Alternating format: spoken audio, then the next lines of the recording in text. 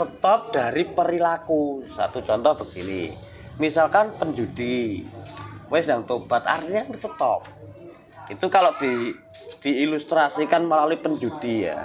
Nah, namun kalau tobat ini keseluruhan, stop dari perilaku yang semuanya.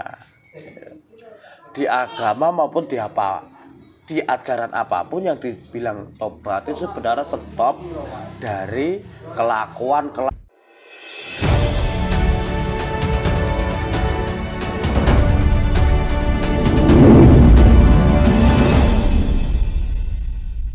Kan sering kadang kita itu menjumpai kata-kata seperti ini, Mas. Ketika ada orang yang meninggal nih, pasti kan ada ucapan semoga amal dan ibadahnya diterima di sisinya, kan gitu. Nah, maksud dari sisinya itu siapa, Pak? Lah itu loh yang Mas Amit nyuwun pokoknya. Amit. Lah ya itu loh, Mas. Yang menjadi bahan dikte atau bahan pertanyaan. Orang meninggal katanya itu akan menuju ke surga dan neraka, ada di dua jalur. Betul. Ketika innalillahi wa innalillahi rojiun telah pulang ke rahmat Allah, artinya kembali kepada Sang Pencipta. Lalu kenapa masih ada kata-kata surga dan neraka? Ini loh ya kan? Yang menjadi tanda besar gitu. Ya, coba yang bodoh yang menyampaikan firman itu atau yang mendengar? Ada lagi kalau di makam di kubur itu nanti ditanyakan siapa nabimu, agamamu. Nah, pas bisa menjawab. Kalau itu sebagai pitutur. Itu bukan untuk yang mati kan nggak bisa mendengar. Itu sebagai pitutur kita yang masih hidup yang hadir ketika pemakaman. Nanti di situ kan ada ya gerdebang yang dituturi itu sebenarnya yang masih hidup agar tidak yang mati ditanya nanti kamu ya mati ya wes nggak bisa dengar loh Bu, mati yo. Kalau bisa mendengar ya masih hidup. Jadi itu yang dituturi kepada Pak Mudinnya itu yang hidup, yang menyaksikan pemakaman itu. Ketika ditanya malaikat mungkar dan nakir, jawab apa? Ini sebenarnya kan jawab apa ini? Ini lo ngerti, aslinya kan seperti itu. Berarti intinya pertanyaan di alam kubur itu tidak ada, Pak. Siapa yang pernah mengalami di situ, Mas? Iya kan? Semuanya cerita dongeng semua sebetulnya, Pak. Bohong semua tuh. Itu cuma bahan untuk pencerahan atau bahan motivasi atau bahannya para pendahulu kita agar ada pengabdian, agar mengakui bahwa ada yang Sang Pencipta itu loh aslinya. Makanya sampai ditakut-takuti api neraka panasnya ya kan sebagai ya itu hoax semua. Kalau saya itu menyikapi itu hoax. Saya berani dipublikasikan itu. Berani taruhan lah. Iya. Siapa yang pernah rekreasi ke akhirat, ke surga dan ke neraka? Belum ada kan yang pernah rekreasi ke sana atau musafir yang ke sana ya kan belum ada kan. Ini saya juga mau tanya gini. Kalau tobatnya orang Jawa sendiri itu bagaimana? Kan kalau di agama lain itu tobatnya dengan membaca dengan beribu-ribu atau setiap ingat harus mengucapkan. Tapi untuk orang Jawa bagaimana cara bertobatnya? Yang disebut tobat itu kan stop toh Bu. Yang disebut tobat itu stop dari perilaku. Satu contoh begini, misalkan penjudi, wes yang tobat, artinya stop. Itu kalau diilustrasikan melalui penjudi ya, wes toyah ya dan stop, dan tobat, artinya kan stop, ya kan. Nah, namun kalau tobat ini keseluruhan, stop dari perilaku yang semuanya. Di agama maupun di ajaran apapun yang dibilang tobat itu sebenarnya stop dari kelakuan lama. artinya tutup buku, membuka buku yang baru, kan begitu ya. Nah, mengenai tentang tobatnya di agama,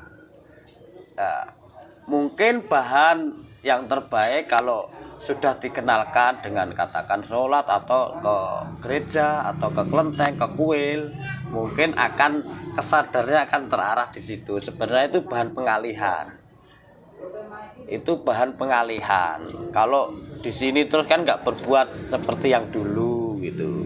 Namun kalau kata-kata tobat sendiri adalah stop dari perilaku lama. Apakah hanya tetap sendiri atau ada perilaku khusus untuk orang Jawa cara bertobatnya?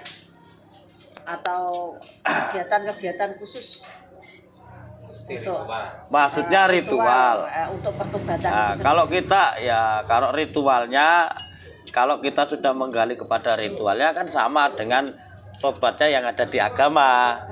Kalau di agama tobatnya kan diarahkan ke ritualnya, ke wirid ritual itu sembahyang, itu ritual. Jadi sholat itu kan bahasa Arab. Kalau bahasa Jawa itu ritual atau patrat, ya, atau berdoa khusus untuk pengabdian.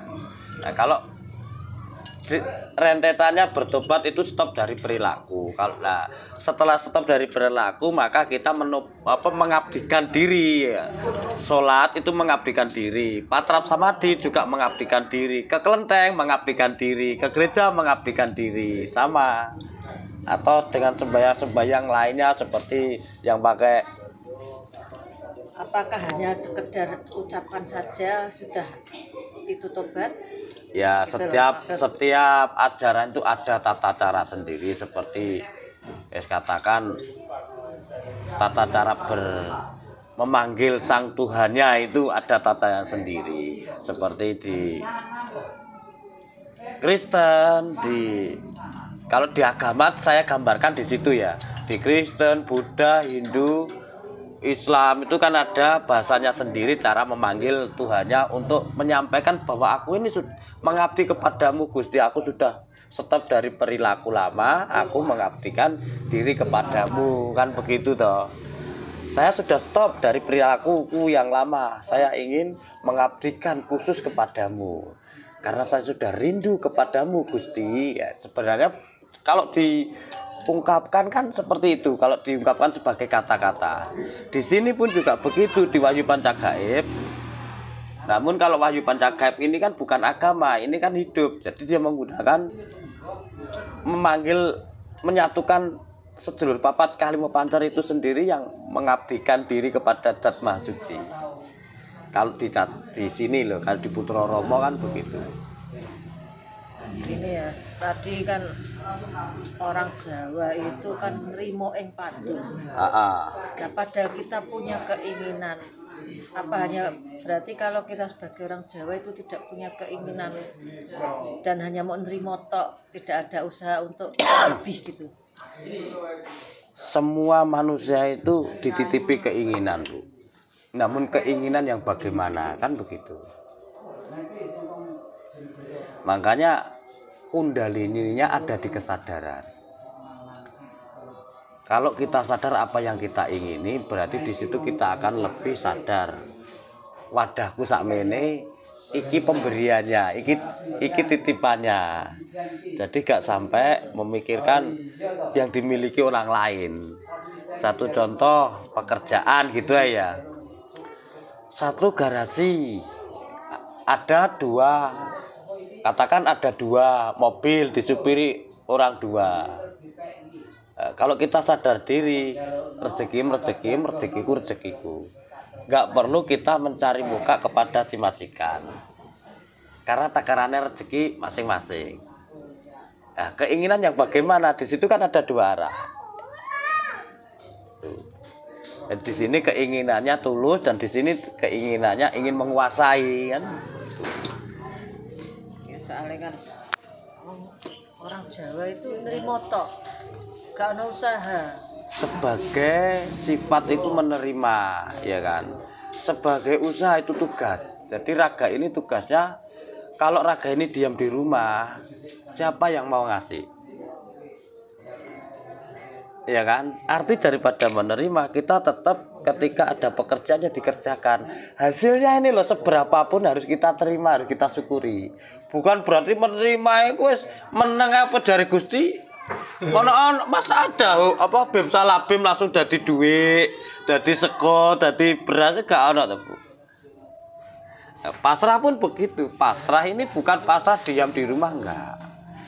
Artinya pasrah itu menyerahkan semuanya itu atas kehendaknya. Pasrah kepada Gusti,